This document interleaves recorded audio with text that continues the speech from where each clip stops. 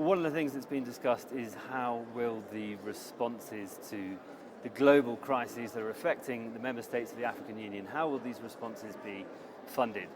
Responses to climate change, droughts, the economic shocks caused by the war in Ukraine, and the International Monetary Fund and the World Bank, the Western financial institutions have faced growing criticism in recent months for not being capable of dealing with these new crises. And one of the people that's been calling for reform of those institutions here at the AU is Kenya's President William Ruto. He's with me here.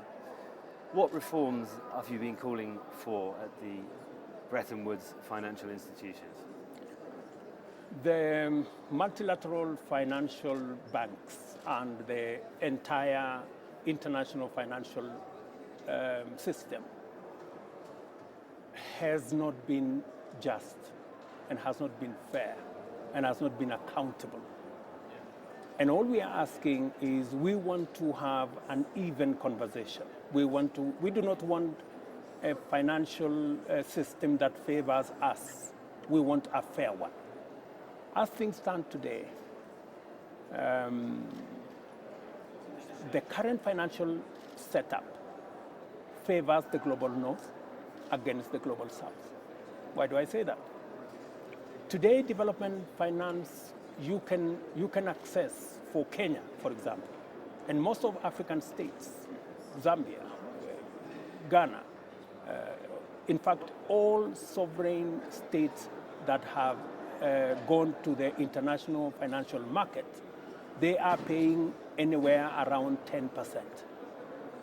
Our compatriots in the global north are paying anywhere between 0.05%, 0.1%.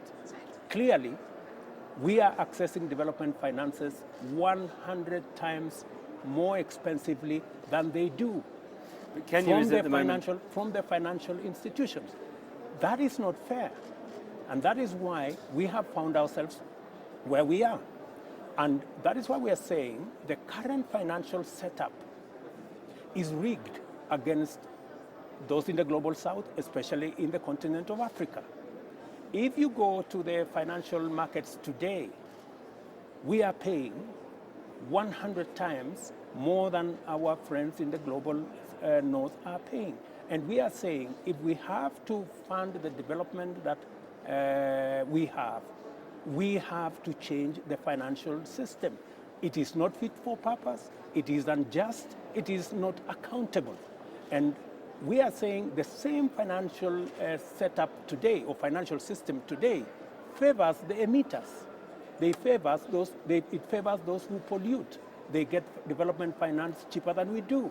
Those of us who are not polluting, those of us who are not emitters, are being punished for not being emitters. We are paying an arm and a leg. We are paying 100 times more than our compatriots in the global north. And that is why we are saying we need to redesign.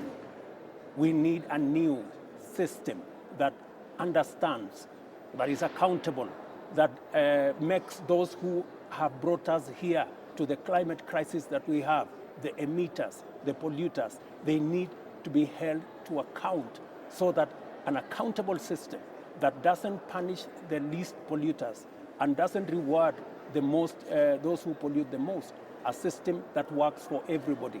And we are not asking for any favors. We are not asking for a system that favors us. We are asking for a system that is even. So the climate crisis is widely blamed for the drought that's affecting East Africa and the Horn of Africa, the worst in decades. And that's left, according to the UN, more than 4 million people in Kenya, hungry, in need of help. What are you doing to help them? For your information, it is scientifically proven. It is not something from the blues. It is scientifically proven that the current situation, the drought situation in Kenya, in other parts of the globe, in other parts of Africa, is as a result of climate change. It is the reality. The situation is getting worse. 6 million people in Kenya are faced with severe drought. Before I came here on Friday, we had a big meeting with development partners on what the Kenya government is doing. We are rerouting. We are reorganizing our budget. We have already spent close to 30 billion Kenya shillings on feeding, on accessing food for livestock, on water tracking. We are going to reorganize our budget some more because the situation is not getting better, the situation is getting worse. So we are reassigning resources meant for development, resources meant for schools, resources meant for hospitals, to feed people, to feed livestock. And this year, we are going to have the 5th consecutive year of failed rains. The phenomenon is not getting better, it's getting worse. This year, we have lost, including wildlife.